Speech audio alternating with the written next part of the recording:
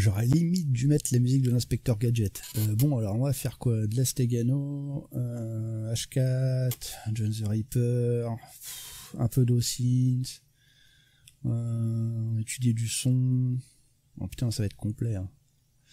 Oh, je pense que ça va leur plaire, hein, même ceux qui l'auront pas fait, quoi. Bon bah du coup, c'est parti.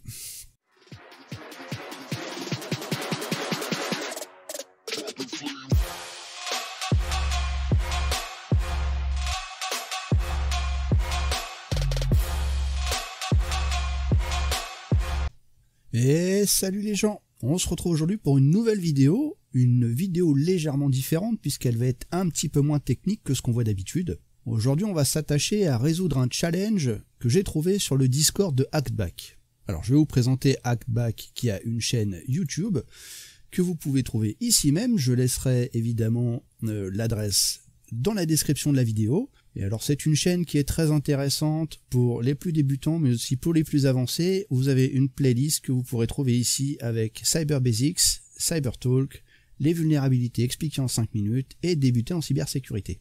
Alors c'est très facile d'accès et un niveau de production qui est vraiment superbe, hein, que ce soit au niveau montage, lumière, etc. C'est très bien fait. Du coup je vous conseille fortement d'aller jeter un petit coup d'œil. Et accessoirement, rejoignez le Discord puisque vous verrez que vous aurez beaucoup d'informations, il y a pas mal de catégories différentes et ils organisent assez régulièrement des challenges. Alors un challenge, qu'est-ce que c'est? C'est variable finalement. Vous savez que j'ai l'habitude de faire des CTF de mon côté, mais c'était le premier challenge que j'ai tenté de résoudre puisque c'est la première fois que je tente. Donc du coup, même si vous n'avez pas fait ce challenge, ce n'est pas grave, puisque vous allez voir, on va faire un petit peu de stéganographie, un petit peu d'OSINT, on va s'appliquer à créer une wordlist pour faire du brute force, ce genre de choses, c'est assez complet, et du coup, même si vous n'avez pas mis les mains dedans tout de suite, si vous n'avez pas essayé par vous-même, vous allez voir que vous allez, je l'espère, apprendre pas mal de choses quand même. Alors comment ça se présente? C'est tout simple. Hop, en fait, on avait juste une adresse, un pastebin, et du coup, on avait un PDF ici présent. Et je vais donc vous lire ce PDF assez rapidement, que vous ayez une meilleure idée de ce qui était attendu. Donc c'est le Hackback Daily. Étrange piratage télévisuel sur 2 chaînes de Chicago. C'était un mercredi soir tout à fait banal sur la WGN TV et la WTTW, 2 chaînes locales de Chicago. Puis l'image se brouilla, et un étrange personnage apparut à l'écran. Donc on a ici un nom, Chris Nittel, voilà. Dans la soirée du 27 avril, un individu a réussi à pirater le signal TV des 2 chaînes WGN TV et WTTW. Selon l'inspecteur en charge de l'affaire, ceci n'est pas une coïncidence. Le piratage de ces 2 chaînes est un hommage à l'incident Maxedrome du 22 décembre 1987. Le pirate a ciblé les mêmes studios de télévision et a opéré exactement de la même manière. Il a aussi réutilisé des vieilles images du hack pour les diffuser en direct. Rappelez-vous, le 22 novembre 1987 à 21 h, la chaîne de télévision WGN à Chicago diffuse un récapitulatif des événements sportifs du jour. Alors que le journaliste Dan Rowan se félicite de la victoire des Chicago Bears, les téléspectateurs sont soudain témoins de l'un des événements les plus mystérieux de l'histoire de la télévision. Un individu en costume de Maxedrome interrompt les programmes en direct pour diffuser des images étranges. La vidéo du hack du 27 avril 2022 est disponible sur notre YouTube. On a donc un lien, ici même. Une question demeure encore, comment le pirate a-t-il réussi à pirater le signal télé? Et de quel emplacement? Les 2 studios TV envoient leur signal à un émetteur assez haut dans le centre-ville de Chicago. Vu que les ondes utilisées sont très précises, il suffisait aux pirates de se poster pile sur la ligne de transmission et d'émettre un signal beaucoup plus puissant. On pense que l'antenne utilisée par le criminel avait une portée maximum de rayon 2 km, ce qui délimite déjà beaucoup notre zone de recherche. Dixit, la police de Chicago. Et on a un petit schéma, du coup, avec studio, ligne de transmission, l'antenne et les gens qui reçoivent la télévision. Et voilà, ça c'est la présentation du chal. Donc ce challenge, et la seule information directe que nous avons est donc une vidéo YouTube. Alors bien évidemment, la première chose que j'ai faite, c'est d'aller jeter un petit coup d'œil sur cette vidéo. Et ça m'a rappelé des bons souvenirs parce que du coup, je me souvenais tout à fait de de ces images. Et donc on va regarder ensemble.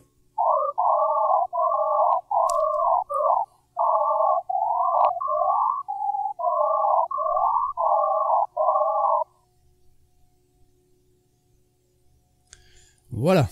Alors, des idées? Eh bien oui, tout de suite j'ai eu une idée. Parce que j'avais souvenir de cette vidéo, enfin de la vidéo originale, et du coup, la bande sonore qu'on a en arrière-plan, ça par contre, ça me disait rien du tout. Alors j'ai été vérifier, on va jeter un petit coup d'œil ensemble, rapidement. Donc, on a dit Max Headroom, voilà, on va aller voir l'incident, rapidement. On va pas faire toute la vidéo évidemment, on va juste aller voir ce qui nous intéresse. Ok. Voilà. Donc là évidemment, on s'aperçoit tout de suite que la bande son de la vidéo du Tchal ne correspond pas du tout avec la bande son de la vidéo originale, puisque évidemment c'est un piratage qui a eu lieu en hommage à ce véritable piratage. Du coup, qu'est-ce qu'on fait? Eh ben on va télécharger la vidéo YouTube avec le son séparément. Alors on ouvre son terminal. Voilà, ça c'est fait. Vous voyez bien. Je suis au max, de toute façon. Et à partir de là, on va faire un petit sudo apt install YouTube. YouTube, j'ai dit -dl.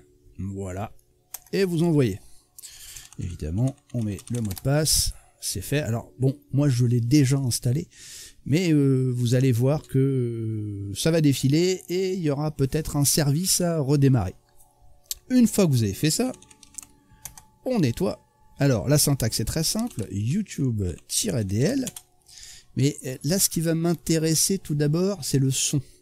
Donc je vais faire un -x puisque je ne veux que l'audio. Ok. Et on pourrait lui mettre un format particulier si on veut. Donc du coup je crois que c'est audio format MP3 et on vient lui coller l'adresse de la vidéo du challenge, hop, qui est là, et on envoie. Voilà, c'est fait. Alors comme on a récupéré juste le son en format MP3, maintenant je vais l'envoyer directement dans Audacity. Audacity, c'est un programme gratuit que je vous conseille de télécharger si vous voulez commencer à voir un petit peu ce qui se passe au niveau data cachée dans des fichiers son, par exemple, ce qu'on va s'appliquer à faire tout de suite. Alors, Audacity, qui est ici même. Voilà, il est ouvert. On va le mettre en plein écran, histoire que vous voyez bien. On va venir ouvrir notre fichier son. Voilà. Donc là, on a bien le fichier son. Ok. Alors évidemment, il y a plein de choses possibles. On peut modifier la vitesse, inverser la lecture. On a pas mal de tools, pas mal d'outils ici. On a des analyses différentes, des effets. Bon, la première chose qu'on fait, évidemment, quand on pense qu'il y a quelque chose comme ça, c'est d'aller voir le spectrogramme. Ça vous paraît peut-être, ah bon, pourquoi le spectrogramme? Parce que je me suis dit qu'il y avait des données cachées. Et du coup, la première chose que je me suis dit, c'est que ça ne ressemblait pas à quelque chose d'inversé, mais plutôt de données qu'il y avait à l'intérieur. L'intuition, on va dire. Voilà, donc du coup, spectrogramme. Et là, c'est quand même formidable. Voilà, on a ici, alors, 630, 547, 37, 92. Qu'est-ce que ça peut bien être? 630, 547, 37, 92. Ah, un numéro de téléphone. Ok. Dans l'Illinois, ça tombe bien. Qu'est-ce qu'on fait quand on a un numéro de téléphone? On appelle. On appelle. Alors du coup, pour appeler les États-Unis, l'indicatif c'est 001. Ensuite, l'indicatif qui va nous amener 630, ça c'est pour aller dans l'Illinois. Et le 547, 37, 92. Donc j'enregistre avec mon téléphone, ce qui fait que du coup ça risque de bouger un petit peu. On sélectionne l'appel, on met le haut-parleur et on écoute. majuscule, G majuscule, 1, H minuscule, E minuscule, T majuscule, I majuscule, Y minuscule, M majuscule, T majuscule, E majuscule, 4, N majuscule, W minuscule.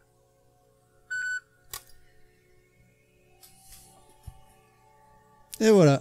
Bon, alors il faut avouer là, big up à Albendo, hein, parce que son chat est vraiment terrible. Être obligé d'appeler à Chicago pour avoir cette suite de lettres, de caractères, je dois dire que ça m'a éclaté. Franchement, quand ça a décroché, que j'ai entendu la liste de caractères, j'avais pas de stylo, j'ai été obligé de rappeler pour noter. Franchement, Albendo... chapeau, hein, chapeau, super. Bon, du coup, on a une liste de caractères. Bon bah c'est codé, hein, on va décrypter tout ça en fait, hein, on va déchiffrer tout ça. Donc je vous avais dit, hein, on a fait un petit peu de Stegano, maintenant un petit peu de crypto. C'est parti.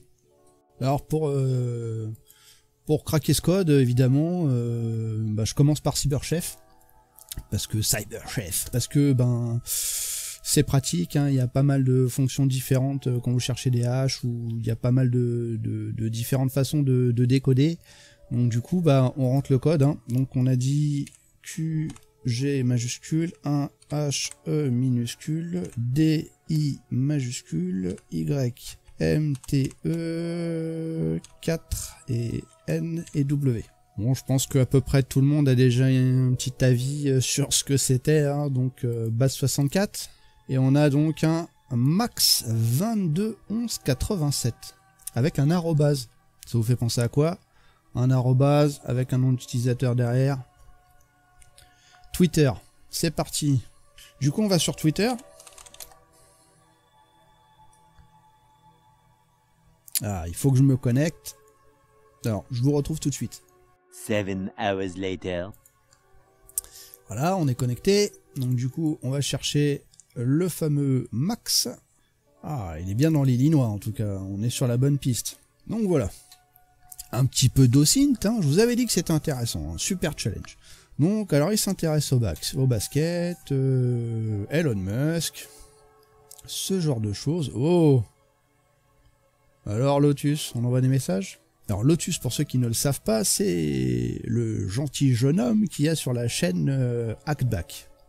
Voilà, donc alors, que dit-il? TikTok, just found a well-placed apartment, a 30-second walk from a subway station in the STL and quite close to the antenna. Normally it will be done tomorrow night. Perfect, check this, so we can exchange safely. So, alors, il dit qu'il a trouvé un appartement bien placé à 30 secondes de marche de la station de métro, dans le STL, assez près de l'antenne, et que normalement ce sera fait demain soir, demain dans la nuit.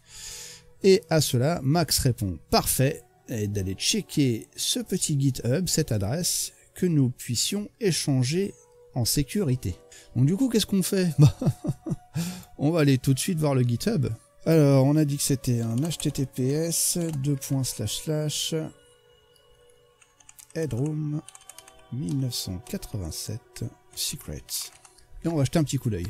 Alors, secret.zip et indice.txt. Le secret, on va le télécharger, ma foi. Voilà. Et du coup, l'indice. Depuis quel endroit le hacker a piraté le signal, le mot de passe et le numéro de téléphone de la résidence dans ce format-là, plus x, xxx-xxx-xxxx. Ok. Alors, on a pas mal d'informations là quand même, on est bien là. Alors, on va jeter un petit coup d'œil quand même au point zip. Alors, il est dans Download. Hein. Ici même, secret, voilà. Et du coup, on a besoin du mot de passe qui est le numéro de téléphone de l'adresse de l'appartement dans laquelle se trouve le pirate. Donc, on est bien embêté. Alors, évidemment, Albendo avait prévu... on passe pas mal de temps, j'imagine, sur la géolocalisation, en fait, sur de l'OSINT, encore une fois, pour trouver la situation de l'appartement. Alors, je dois dire, je vais vous montrer ça tout de suite, hein, que j'ai passé pas mal de temps à essayer de trouver cette localisation. Alors, comment je m'y suis pris? Bien, tout simplement, j'ai cherché tout bêtement la localisation de WGN TV En fait, du coup, en passant par Wiki, hein, on s'est pas fatigué, hein, faut être honnête. Évidemment, il y a les coordonnées qui sont là. Donc, du coup, vous avez les coordonnées que vous pouvez transmettre directement ensuite sur Google Maps. Et du coup, en fait, voilà, c'est sur la Willis Tower qui est là. Ok, à partir de là, on pouvait évidemment trouver aussi la localisation de WTW. Qui nous emmenait de bonne mémoire quelque part par là, enfin voilà. Et après j'ai perdu beaucoup de temps en fait à venir chercher dans le quartier STL qui est ici. Et en fait j'ai perdu beaucoup de temps. Et je pense que je suis pas le seul à avoir perdu beaucoup de temps sur le Tchal, mais peut-être pas au même endroit que certaines autres personnes. Mais du coup je me suis dit mon bon noob, ça sert à rien de passer trop de temps sur l'OSINT comme ça, tu sais exactement comment tu vas faire. Et en fait, ce que j'ai remarqué, c'est que tous les numéros de téléphone présents ici, vous voyez un qui est donc l'indicatif pour les États-Unis, 312, et ensuite un numéro qui change.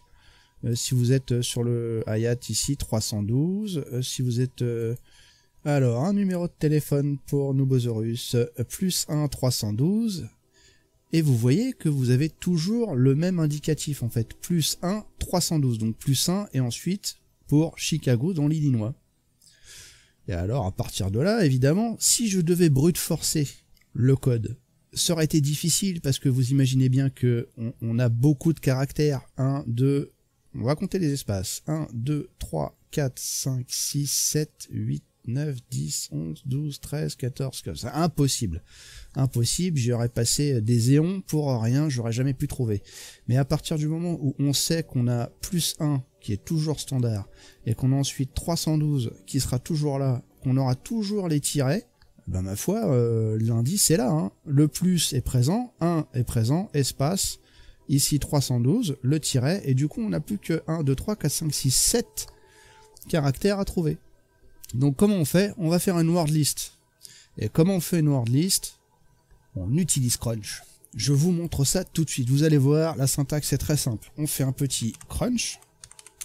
Et ensuite, on vient lui dire qu'on a donc 15 caractères minimum et 15 caractères maximum, puisque ça va être un nombre fixe. Et ensuite, on vient lui indiquer de quelle manière ça va se placer. On met entre guillemets, puisque ça va être un petit peu complexe. Et on va faire plus 1. Espace 312, et là pour lui indiquer en fait les variables, comment le fuzzing doit s'effectuer en fait, on va faire 1, 2, 3, 1, 2, 3, 4, on ferme ça, on vient lui placer un output, donc on va la mettre dans home, Nubosaurus, et on va l'appeler phone.dico.txt. On envoie, vous voyez qu'elle va faire 152 mégas, c'est pas mal, hein. Voilà, elle est créée. On peut aller jeter un petit coup d'œil hein, si ça vous intéresse. Où est-elle? Où est-elle? Elle est ici même. Voilà, donc on peut voir hein, une liste toute bête. Hein, Voilà, donc à partir de là, si vous avez déjà suivi mes vidéos, j'ai déjà fait quelque chose dans ce principe. C'est-à-dire qu'on a craqué une archive zip avec Hashcat et John the Ripper. Ma foi, on va faire exactement la même chose. Je mettrai le lien par ici là pour la vidéo pour ceux que ça intéresse. Et du coup, on va s'attaquer directement à ça. On va faire un petit zip to John. Et l'adresse du coup, on va la copier. Voilà. Ok. Donc ici, on a le hash qui est là. À partir de là, on va copier ce hash. Hop là. On vient... comment on va faire ça? On va faire ça comme ça. Voilà, on vérifie qu'on a bien tout ce qu'il faut. Ok. On va l'appeler h.txt. Voilà. Il est ici. Ok. Et maintenant, on va utiliser du coup John. Donc on va faire un petit John. La word list. La word list qui est à Nubosaurus. Si j'apprends à taper, ça sera mieux. Et du coup, on l'avait appelé phone.dico.txt. C'est ce h.txt qui est là. Et alors, on va mettre home Nubosaurus h.txt. C'est pas beau ça? Immédiatement, nous avons le numéro de téléphone. On va pouvoir l'essayer tout de suite. Voilà. On essaye. C'était pas facile? Allez. Donc, qu'est-ce qu'on a ici? On a une clé PGP publique. Donc, du coup, maintenant qu'on a cette petite clé, on va peut-être... on va l'enregistrer. On va l'enregistrer sur Nubosaurus. On va vérifier qu'elle est bien ici. Où est-elle? Elle est là. Ok. Je copie. Et là... Alors j'ai perdu un petit peu de temps à chercher un petit peu ce que je pouvais faire avec cette clé. Je vais juste l'importer déjà, pour commencer. D'accord? On va importer cette clé. Hop, voilà. Et en fait, quand on importe la clé...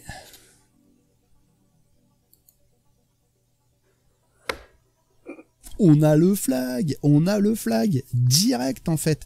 J'ai cherché à droite, à gauche, qu'est-ce que j'allais bien pouvoir faire avec cette clé, comment j'allais pouvoir l'utiliser. Eh ben non, en fait, juste je l'ai importé et je vais vous avouer que j'ai continué à chercher après l'avoir importé puisque je n'avais pas bien lu et du coup j'avais pas vu que j'avais le flag. Donc du coup on a le flag GG Headroom 1987. Alors on va faire un petit résumé du coup de tout ce qu'on a fait quand même parce qu'on a fait pas mal de choses. Hein. Donc on a été voir une vidéo YouTube, on en a téléchargé juste la bande son en MP3. On a analysé cette bande son avec Audacity et un spectrogramme du coup pour voir ce que ça donnait. On a trouvé un numéro de téléphone sur Chicago qu'on a appelé. Ce numéro de téléphone nous a donné une série de caractères que nous avons déchiffrés. C'était de la base 64 en fait. Et du coup, cette base 64 nous a donné un identifiant pour Twitter. Nous avons été sur Twitter faire un petit peu d'OSINT. On a trouvé des informations sur un appartement. Une localisation dans Chicago. Comme je suis un petit peu fainéant, j'ai passé un petit peu de temps à faire de la géolocalisation, mais finalement je me suis dit on va faire une wordlist par nous-mêmes. Du coup on a utilisé Crunch pour fabriquer cette wordlist, étant donné qu'on avait compris que nous n'avions que 7 caractères à faiser, en fait, que tout le reste était fixe. Une fois qu'on avait ce caractère, on a pu importer une clé PGP, et cette clé à l'import nous a donné le flag. Et voilà. Alors franchement, chapeau. Encore une fois, et pour la 10e fois, Albendo, merci.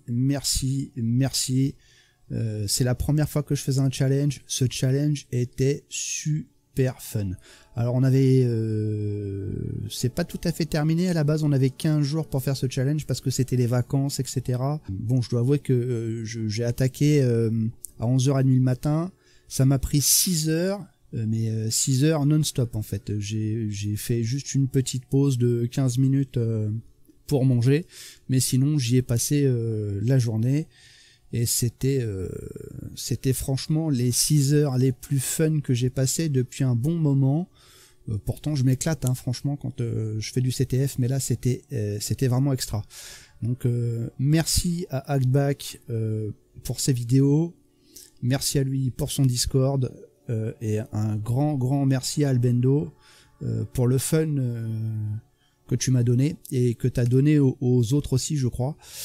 Et voilà, donc j'encourage toutes les personnes qui regardent cette vidéo à aller jeter un coup d'œil sur sa chaîne, à venir nous rejoindre sur le Discord.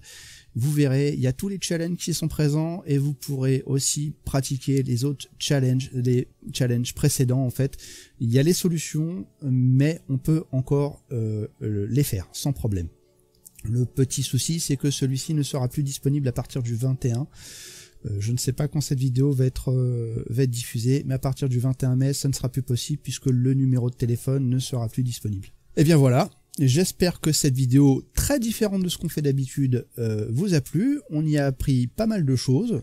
Ma foi, si vous avez des questions, si vous avez des remarques, l'espace des commentaires est là pour ça. N'oubliez pas de vous abonner, appuyez un pouce bleu, partagez la vidéo si ça vous a fait marrer. Et puis ma foi, je suis dispo aussi sur Twitter, vous pouvez m'envoyer des mails, j'essaie de répondre le plus rapidement possible. Écoutez, il est un petit peu tard, je pense que je vais quand même me mettre un petit CTF et puis je vais me passer une bonne soirée. Allez, Kenavo? Bon, tu vois finalement, même ceux qui n'ont pas fait le challenge, ils auront appris des trucs. Et puis c'était une bonne révision pour HKT et John the Ripper, tu vois. Alors que si on était passé directement à expliquer John the... Si je t'emmerde, tu le dis, hein. Ah ouais, t'es comme ta maîtresse en fait, quand je parle de ça, ça te gonfle. Bon bah tant pis, on va faire autre chose. So let me know.